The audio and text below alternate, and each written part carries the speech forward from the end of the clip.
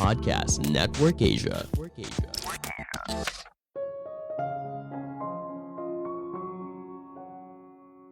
Setiap orang bertanggung jawab atas keputusan keuangannya masing-masing. Hati-hati jangan sampai terjebak dalam penipuan berkedok investasi. Halo semuanya, nama saya Michael. Selamat datang di podcast saya, Sikutu Buku. Kali ini saya akan membahas soal binary option. Ini beneran bisa kaya atau penipuan semata?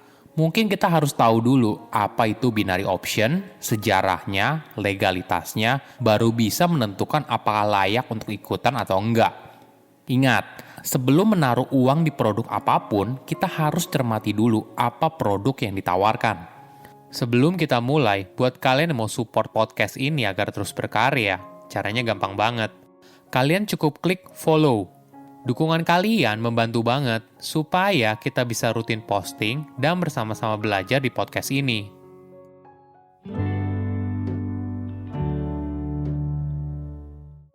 Beberapa waktu lalu, aktor Indonesia bernama Ical Muhammad membongkar sisi gelap dari binary option, khususnya soal keuntungan afiliator.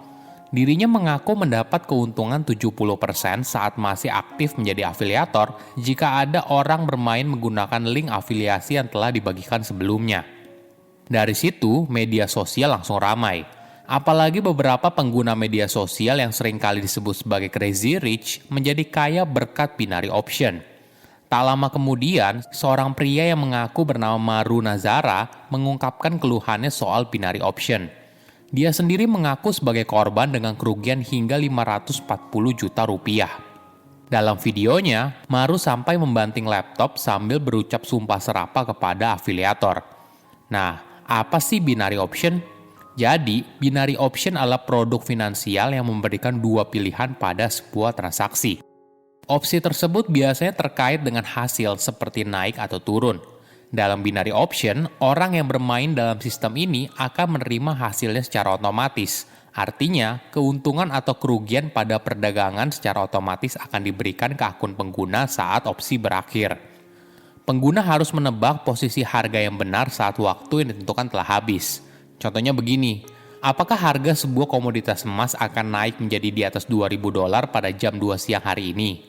Jika kamu percaya kalau hal ini mungkin, maka kamu akan membeli binary option-nya. Namun jika kamu merasa harga emas akan berada di angka $2.000 atau di bawahnya, maka kamu akan menjual binary option-nya.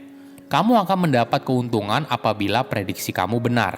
Nah, jika dilihat metodenya seperti ini, binary option mungkin lebih terasa seperti judi daripada investasi yang sesungguhnya.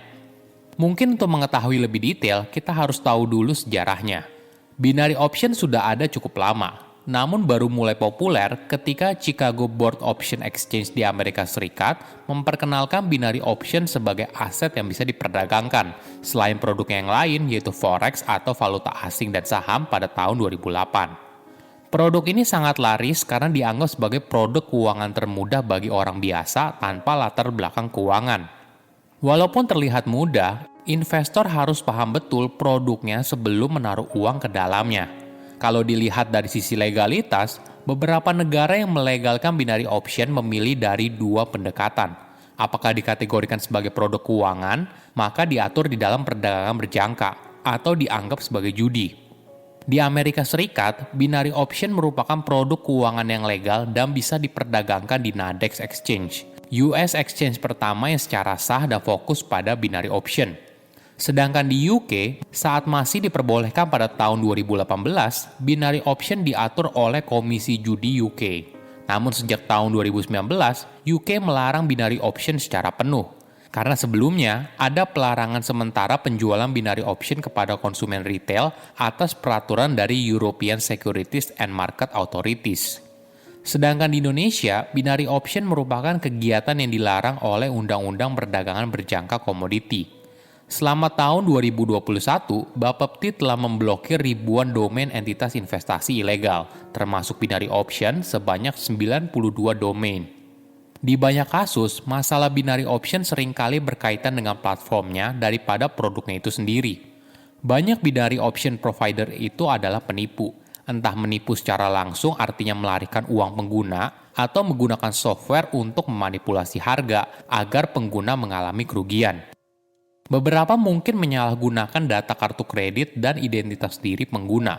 Pada tahun 2017, FBI memperkirakan bahwa penipu binary option mencuri sekitar 140 triliun rupiah dari korban di seluruh dunia.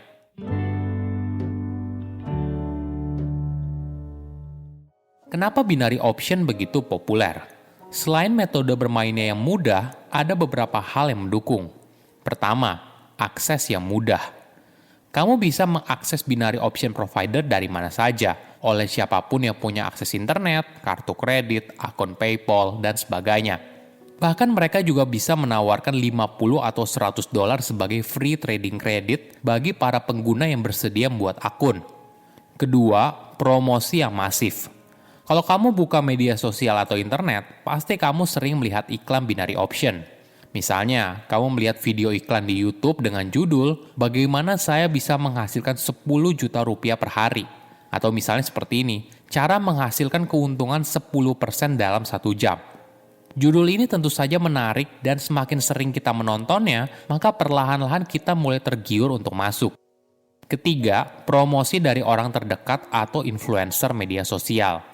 Nah, kalau iklan binary option di internet tidak membuat kamu tertarik, maka biasanya teknik yang lebih berhasil adalah promosi dari orang terdekat atau influencer. Kita akan lebih mudah percaya apabila ada orang di lingkaran terdekat kita, misalnya keluarga atau teman, telah menghasilkan uang dari binary option. Padahal mungkin saja orang terdekat kita juga tidak sadar kalau dia berada dalam skema penipuan.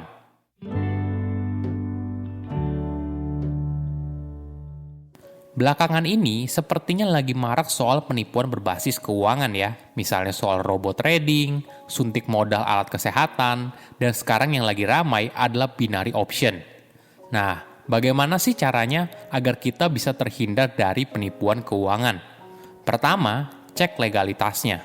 Ketika kamu ditawari produk investasi apapun, hal pertama yang harus dicek adalah legalitasnya. Namun jangan hanya tertipu kalau perusahaan tersebut memiliki badan usaha. Kadangkala mereka beroperasi dengan izin yang tidak sesuai. Misalnya, binary option menggunakan izin sekolah komputer tapi mengumpulkan dana masyarakat. Ini kan sudah jelas menjadi red flag ya. Kedua, pahami produknya. Kalau perusahaannya sudah jelas dan memiliki izin yang lengkap, maka langkah selanjutnya adalah pahami produk yang ditawarkan. Saya selalu mengingatkan berkali-kali, sebelum kamu menaruh uangmu di produk investasi apapun, maka luangkan waktu untuk membaca dan memahami apa yang ditawarkan. Ketiga, skema kaya cepat. Siapa sih yang nggak mau kaya dengan cepat? Mayoritas orang pasti mau. Tapi tentu saja, kalau memang ada cara terbaik bebas resiko, belum tentu orang tersebut mau memberitahunya kepada kamu. Ketika sesuatu terlihat tidak masuk akal, mungkin saja memang beneran tidak masuk akal. Ingat kata pepatah, if it is too good to be true, it probably isn't. Keempat, hati-hati penawaran dari orang terdekat. Manusia boleh dibilang sulit mengukur resiko. Ketika kita bersama dengan orang yang kita kenal dengan baik, misalnya keluarga atau teman dekat, kita biasanya lebih mudah percaya. Tentu saja, keluarga atau teman dekat kita mungkin saja tidak punya niat buruk, tapi karena mereka mengalami keuntungan dari produk investasi tertentu, mereka lalu menawarkannya kepada kamu. Alhasil, kamu tidak banyak melakukan analisa atau mencari info lebih detail dan percaya saja. Tanpa disangka, produk itu merupakan penipuan berkedok investasi. Jika sudah begitu, bukan hanya uang saja yang hilang, tapi hubungan yang baik bisa saja menjadi rusak. Ingat, siapapun yang menawarkan produk investasi, kamu tetap punya tugas untuk mencari tahu secara detail. Keputusan keuangan merupakan tanggung jawab pribadi setiap orang, maka pilihlah dengan bijak. Ketika sebuah tawaran terasa begitu sempurna, maka mungkin saja penawaran itu adalah penipuan. Saya undur diri, jangan lupa follow podcast Sikutu Buku. Bye-bye. Pandangan dan opini yang disampaikan oleh kreator podcast, host, dan tamu tidak mencerminkan kebijakan resmi dan bagian dari podcast Network Asia.